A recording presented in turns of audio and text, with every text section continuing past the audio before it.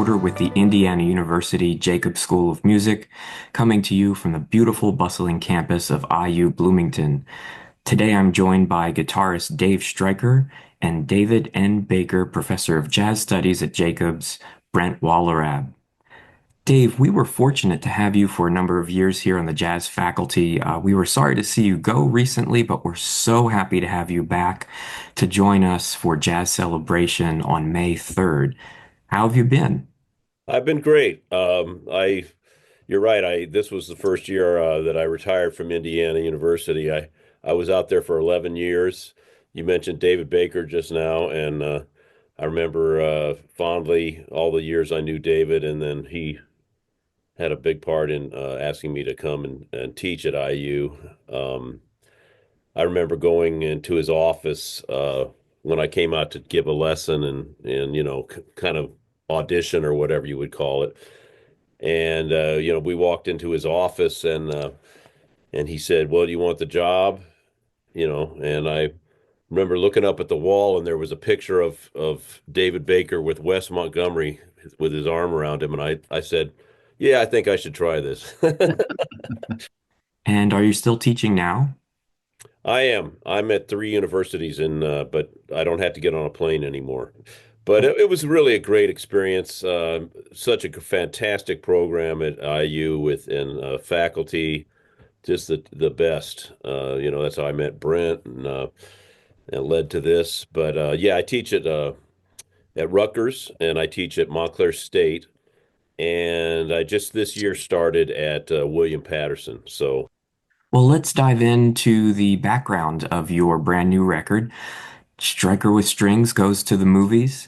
What was the impetus of this recording project and the whole idea behind the record? I guess the genesis of this was when Dave and I produced the special for WTIU, the campus PBS station. It was a Wes Montgomery live music special featuring Dave, of course, playing all the Wes Montgomery music. And we had a big band with a big strings section. I wrote a bunch of arrangements for that, and that was produced for PBS, which ended up winning an Emmy Award. We're very proud of that. And that was with Todd Gould, the great producer over there, really great collaborator. He brought us in to do this.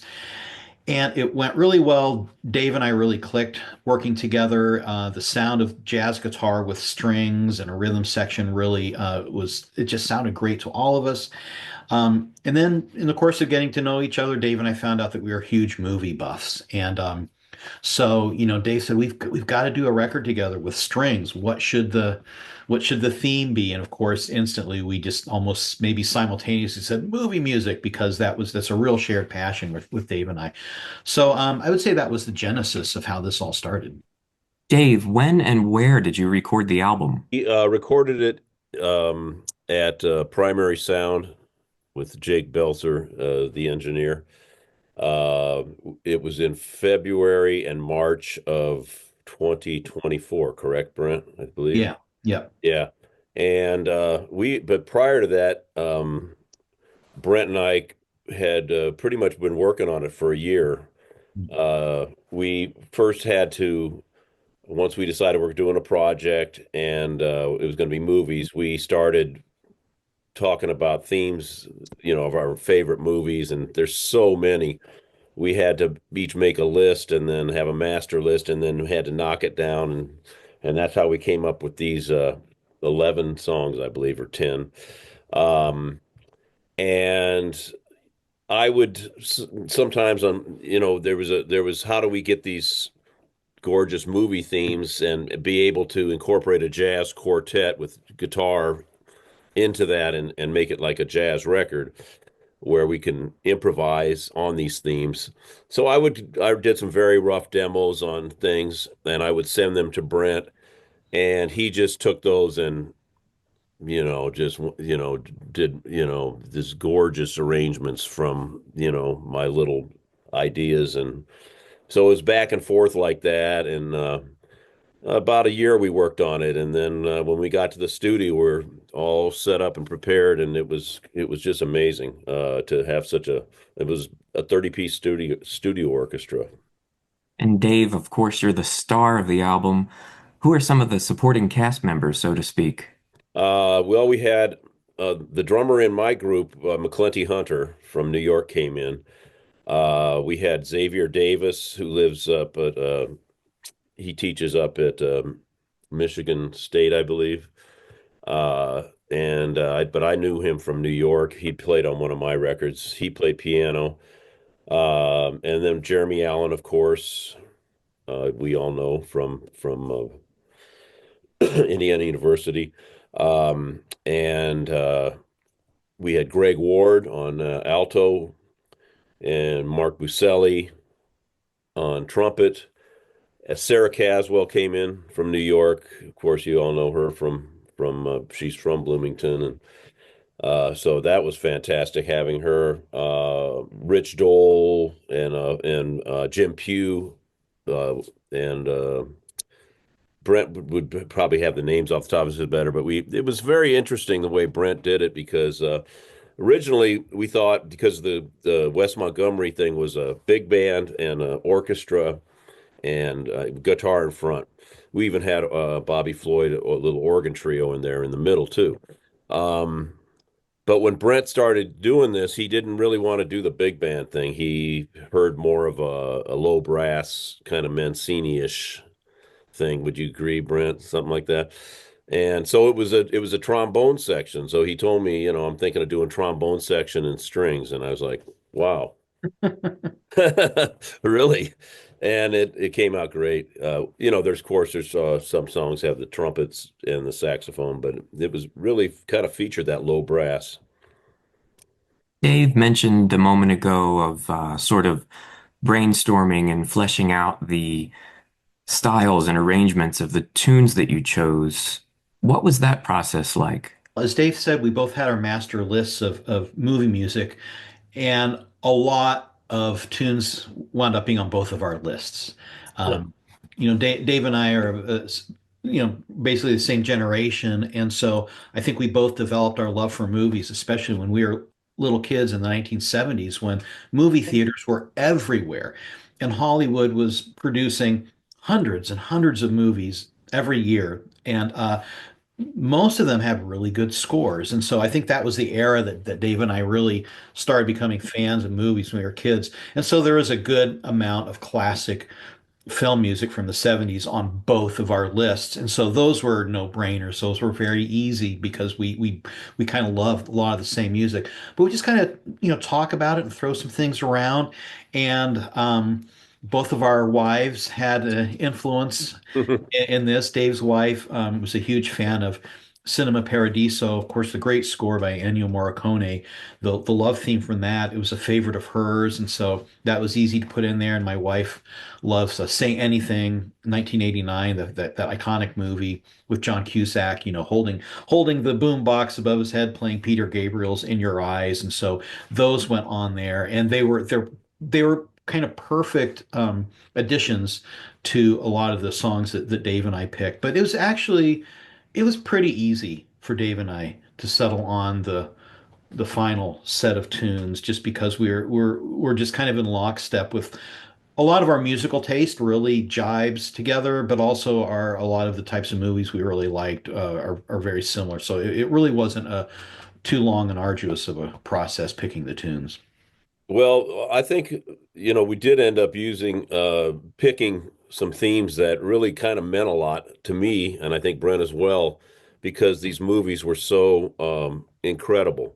Uh, I lament the absence of movie theaters anymore. We had a movie theater over here in South Orange, New Jersey, local theater that just closed. People just are staying home watching Netflix or whatever.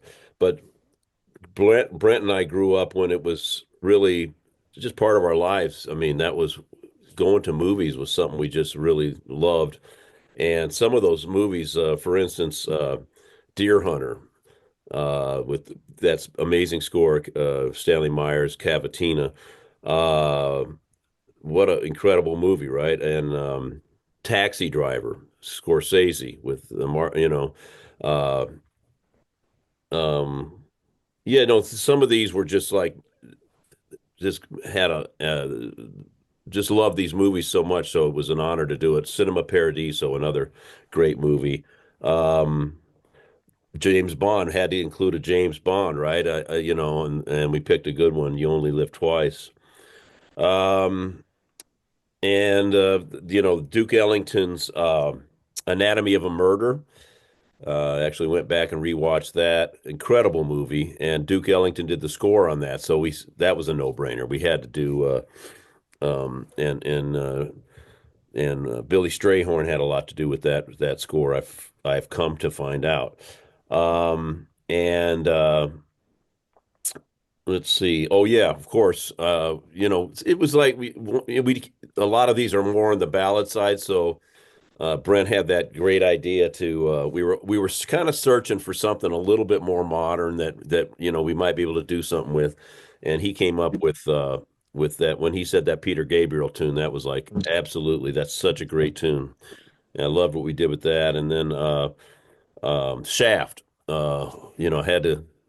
had to get my wah wah out for that one and my wah wah pedal. But we wanted to do something. It's always kind of tricky when I have done these projects called 8-track where I record tunes from the 70s and I put my own spin on them with my group. And it's always, to find a tune where you can really stretch out on kind of an up tempo. How are we going to do that with these movie themes? Well, I think we came up with something cool on Shaft, for that. Yeah, so all these kind of had you know, a meaning for us, not just, there's beautiful themes, but also the movies themselves were really iconic. That movie Taxi Driver is so interesting artistically. It sort of represents bookends for two careers. On one hand, you've got Scorsese and De Niro, of course. They're really hitting their stride in the 70s. And then the great Bernard Herrmann, the composer of the soundtrack. That was his last major work. And I read recently that he was writing it right up until the moment he died, practically. So, and of course, they dedicated the film to him posthumously. Yeah, and what a amazing piece of music that was. What's the attraction to film music as source material for jazz? Jazz musicians have always been drawn to movie music for a number of reasons. I think one reason is a lot of the jazz standards that have become part of the repertoire that every jazz musician learns and has to play. A lot of that comes from the movies. A lot of, Green Dolphin Street, that's a movie song. Laura, that's a movie song. So many of the melodies that we play as jazz musicians come from the movies and initially. Um, but also fairly early on in Hollywood, the jazz vocabulary starts to seep into the movie music itself, especially in the 1950s. We do have a Mancini piece on here, but you start to get jazz arrangers who came up in the big bands, the 40s. Then they move to Hollywood, they become movie composers. And so you start to hear a jazz sound infiltrate Hollywood in the 1950s, especially, and even especially television. Maybe television themes will be one of our next records too. Who knows? A lot of these great jazz writers were writing TV. So in American popular music, in film and in TV, jazz and TV music and jazz and film music have been married for 70 years at least. So I think there's always been a crossover to a certain extent. And plus the melody, jazz musicians are drawn to beautiful melodies. We just love a great melody, and so many of these movie themes just have these melodies that we're just drawn to. You both, of course, seem to like working together as artists. There's the obvious dual appreciation of cinema and movie music. But what else about working together inspires you? Why do you like working together? Well, I feel so grateful to, be able to collaborate with, somebody like Brent Wallarab, who's just an amazing arranger. Um, you can't imagine what it feels like to be able to be and stand in the studio, surrounded by horns and strings and this enveloped in this beautiful sound that he created. It's I feel very lucky. That's the answer to that question. To get to work with somebody like Brent. He is one of our great arrangers of our time, I think. Well, Wow. thanks, Dave. I mean, same thing with Dave. He's just such a great musician.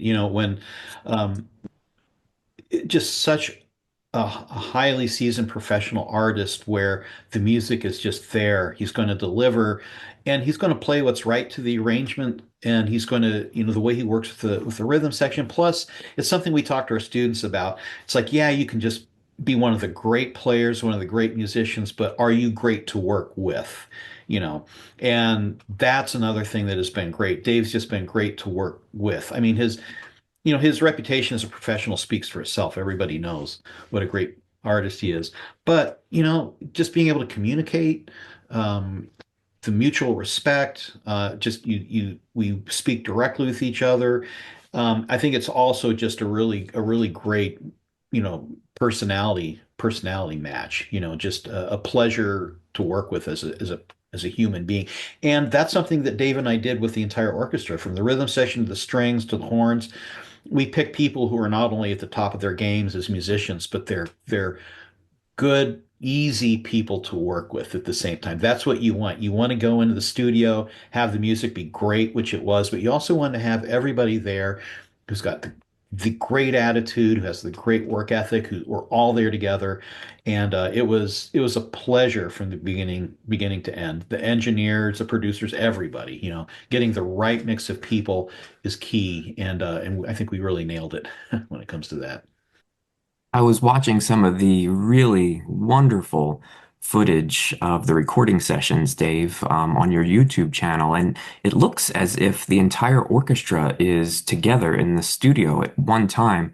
What's the benefit of recording everyone at once, more or less, rather than separately and sort of mixing and tracking things together in post-production? I guess the cat's out of the bag on this, but we did the first session was I believe about 13 musicians.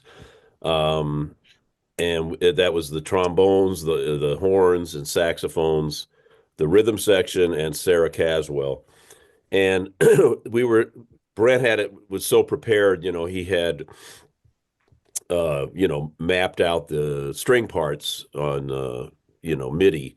And so everybody knew what it was going to sound like, but we couldn't really have the entire string section that day. Now, though, my son has made some videos, and by kind of we've made it look like we're all there together, which is cool. But we came in 2 weeks later with 20 strings, with Sarah Caswell as the concertmaster, and um, they performed to the tracks that we had laid, the 13 other musicians had laid down. Um, we could have done it all at once, like in the old days, but this was an easier way to do it, and it was just as it came out. The bottom line is, the final product, and it sounds pretty amazing. Speaking of Sarah Caswell, Dave, is she playing acoustic violin the entire album? You both blend so beautifully together, especially on that first track, In Your Eyes. The playing, the trading that you're doing on that track is just marvelous. Yes, she's so fantastic, and we were really lucky to have her. And she's, another, as Brent was saying, one of those people that's just, put 110% into everything. Well, as we've mentioned, you're bringing the music of this album to a live audience here in Bloomington at the Musical Arts Center on May 3rd. How are you pulling that off? What are you doing? What forces are involved in bringing the breadth of an entire recording project such as this to our community? Yeah, bringing a lot of different people are involved, putting this together. We've got the string section is being contracted from within the Jacob School of Music, where we have, uh, you know, the great students playing the string parts. But Sarah Caswell will be here to be the concert master and lead the string section and also be soloist. We're bringing in McClenty Hunter, the drummer from New York City who played on the record. He's going to be here, and the trombone section, all students with the exception of Rich Dole, who played on the recording. So he's going to be kind of the professional section leader in the trombone section. And Greg Ward, of course, who's on faculty here, will be playing. But we're also having Tom Walsh come join us.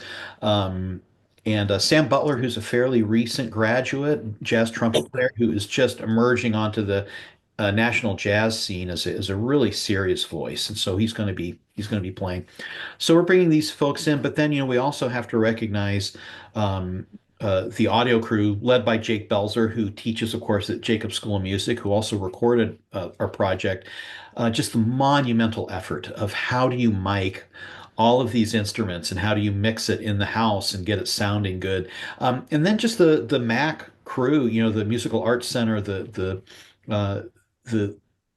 who do all the behind the scenes stuff with setting the stage and the lighting and the tech crews. So there is a tremendous amount of effort behind the scenes. It's not just the music; it's everything that makes it happen. So there are a lot of people working behind the scenes to make this happen, and it's been super smooth so far. So, Dave, will you be playing the album top to bottom? Will you be playing it in its entirety? Doing the whole record, but Wow. we probably won't do it in the exact same sequence as on the record. A concert's a little different than a record as far as, sequencing the music, but we will probably also expand them a little bit and have some other people soloing on them, and uh, it'll be amazing. I can't wait to do it. I didn't know if I'd ever get to, attempt to do this live, and it was very we're very appreciative to Tom Walsh and the jazz department for selecting us to be part of the jazz celebration this year. And I also wanted to make a shout out to David Brent Johnson, who did incredible liner notes for this. A lot of the Yeah. reviews, we've gotten incredible reviews for this record, and a lot of them mentioned, what great liner notes these were. More than many of the reviews did that, and well, he'll also be at the jazz celebration, narrating a little bit about the movies. We'll have we're going to have a PowerPoint slideshow kind of stills from the movies as he's talking, and that my wife helped put together, and it's gonna be amazing. I can't wait can't wait to come back to Bloomington and get started on this. Well, Dave, we've missed you. We can't wait to see you and hear you again live at the Musical Arts Center. Special thanks to Dave Stryker and Brent Wallarab for zooming in today. The album is Stryker with Strings Goes to the Movies on Strike Zone Records, now available at bandcamp.com and on all streaming platforms. And the concert is Jazz Celebration, happening Saturday, May 3rd at 7:30 p.m. at the IU Jacob School of Music's Musical Arts Center in Bloomington, Indiana. Get your tickets online at music.indiana.edu. Hope to see you there.